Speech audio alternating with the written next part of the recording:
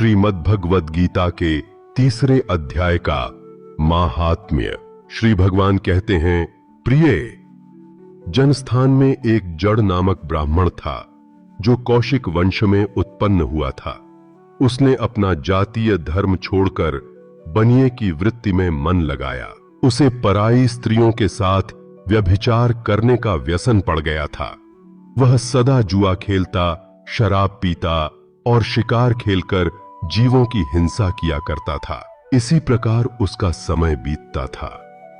धन नष्ट हो जाने पर वह व्यापार के लिए बहुत दूर उत्तर दिशा में चला गया।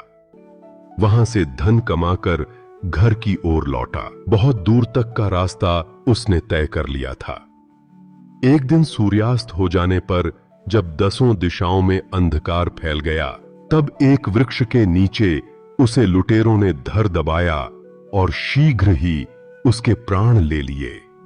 उसके धर्म का लोप हो गया था, इसलिए वह बड़ा भयानक प्रेत हुआ। उसका पुत्र बड़ा धर्मात्मा और वेदों का विद्वान था। उसने अब तक पिता के लौट आने की राह देखी। जब वे नहीं आए, तब उनका पता लगाने के लिए वह स्वयं भी घर छोड़कर चल दिया। वह प्रतिदिन खोज करता, मगर राहगीरों से पूछने पर भी उसे उनका कुछ समाचार नहीं मिलता था।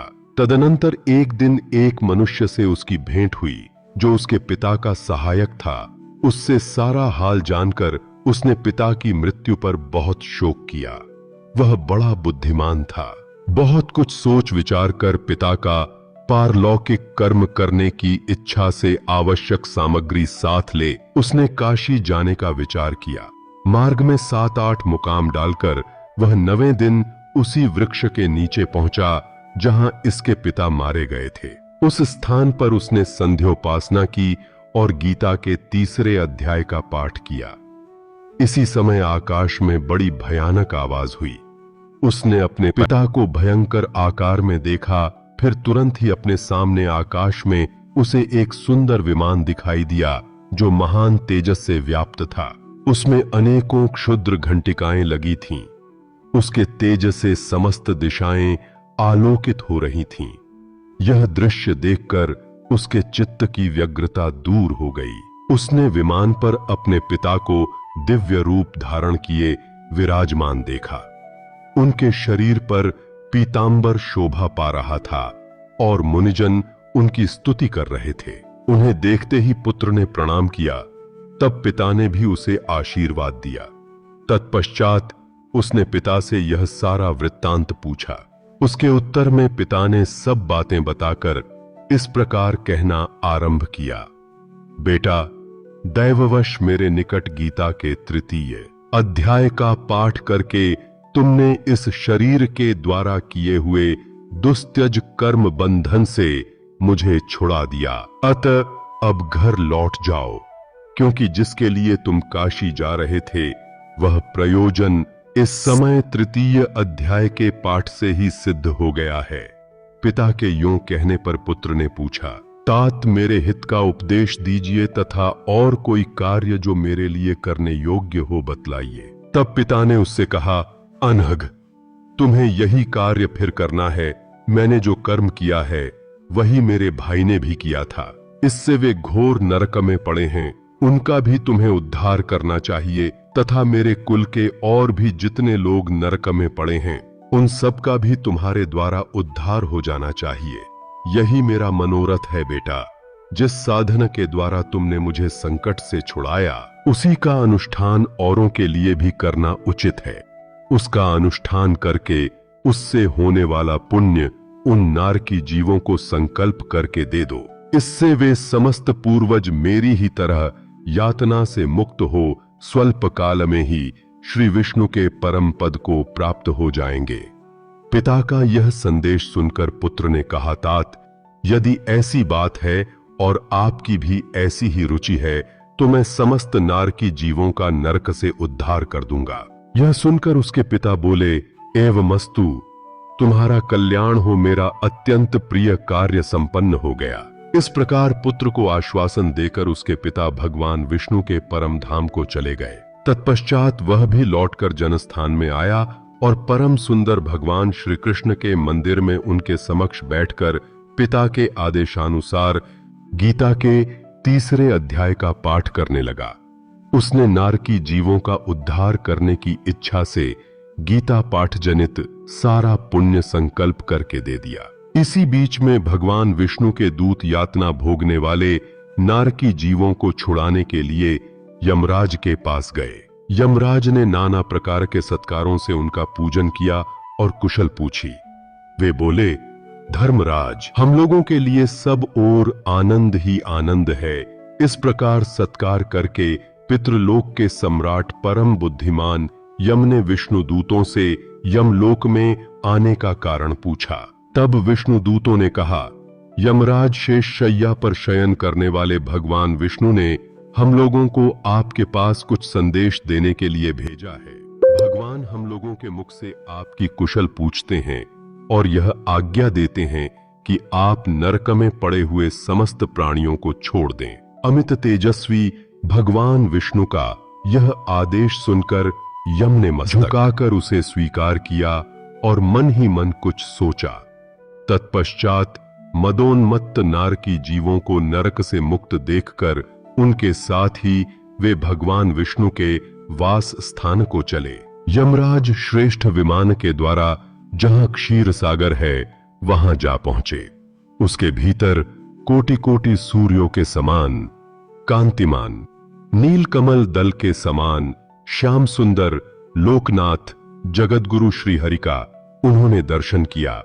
भगवान का तेज उनकी शैया बने हुए शेषनाग के फणों की मणियों के प्रकाश से दुगुना हो रहा था। वे आनंद युक्त दिखाई दे रहे थे। उनका हृदय प्रसन्नता से परिपूर्ण था। भगवती लक्ष्मी अपनी सरल चित्तवन से प्रेम पूर्वक उन्हें बार बार निहार रही थीं। चारों ओर योगी जन भगवान की सेवा में खड़े थे। उन योगियों की आंखों के तारे ध्यानस्थ होने के कारण निश्चल प्रतीत होते थे। देवराज इंद्र अपने विरोधियों को परास्त करने के उद्देश्य से भगवान की स्तुति कर रहे। ब्रह्मा जी के मुख से निकले हुए वेदांत वाक्य मूर्तिमान होकर भगवान के गुणों का गान कर रहे थे। भगवान पूर्णतः संतुष्ट होने के साथ ही समस्त योनियों की ओर से उदासीन प्रतीत होते थे। जीवों में से जिन्होंने योग साधन के द्वारा अधिक पुण्य संचय किया था, उन सबको एक ही साथ वे कृपा दृष्टि से निहार रहे थे।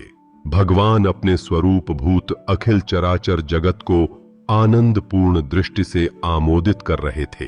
शेषनाग की प्रभा से उद्भासित एवं सर्वत्र व्यापक दिव्य विग्रह धारण किए नील कमल के सदृश श्याम वर्ण वाले श्रीहरि ऐसे जान पड़ते थे मानो चांदनी से घिरा हुआ आकाश सुशोभित हो रहा हो।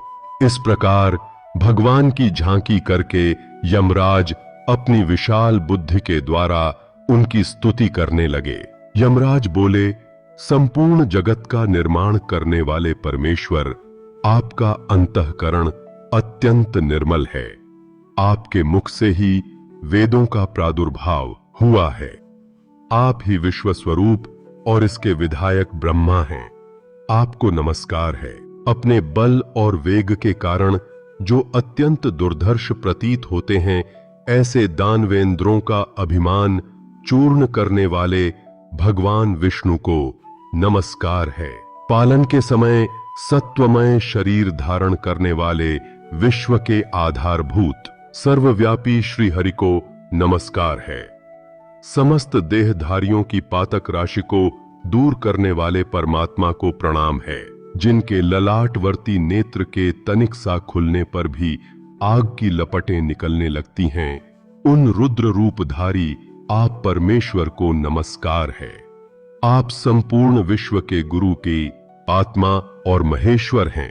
अतः समस्त वैष्णव जनों को संकट से मुक्त करके उन पर अनुग्रह करते हैं। आप माया से विस्तार को प्राप्त हुए अखिल विश्व में व्याप्त होकर भी कभी माया अथवा उससे उत्पन्न होने वाले गुणों से मोहित नहीं होते। माया तथा माया जनित गुणों के बीच में स्थित होने पर भी आप पर उनमें से किसी का प्रभाव नहीं पड़ता।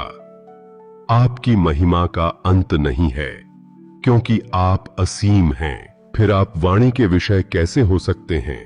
अतः मेरा मौन रहना ही उचित है।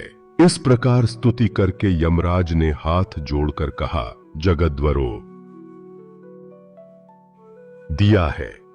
अब मेरे योग्य और जो कार्य हो उसे बताइए। उनके यूं कहने पर भगवान मधुसूदन मेघ के समान गंभीर वाणी द्वारा मानो अमृत रस से सींचते हुए बोले, धर्मराज, तुम सबके प्रति समान भाव रखते हुए लोकों का पाप से उद्धार कर रहे हो। तुम पर देहधारियों का भार रखकर मैं निश्चिंत हूं। अतः तुम अपना काम करो और अपने लोक को लौट जाओ। यूं कहकर भगवान अंतर्धान हो गए। यमराज भी अपनी पुरी को लौट आए। तब वह ब्राह्मण अपनी जाति के और समस्त नारकी जीवों का नरक से उद्धार करके स्वयं भी श्रेष्ठ विमान द्वारा श्री विष्णु धाम को चला गया। इस प्रकार गीता अध्याय 3 को पढ़ने का महात्म्य संपूर्ण होता है। और धार्मिक वीडियो देखने के लिए चैनल को सब्सक्राइब करें, वीडियो को लाइक शेयर करें। धन्यवाद।